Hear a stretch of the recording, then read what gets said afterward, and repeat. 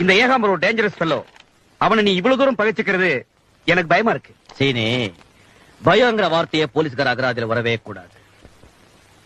போலீஸ்காரனுக்கு சிவப்பு தொப்பியும் போலீஸ் ஸ்டேஷனுக்கு சிவப்பு கலரும் ஏன் அடிச்சிருக்காங்க தெரியுமா? சட்ட ஒழுங்க காப்பாத்த அவன் தன் ரத்தத்தை சிந்த எப்பவும் தயாரா இருக்கணும்னு அடிக்கடி நினைவுபடுத்தத்தான்.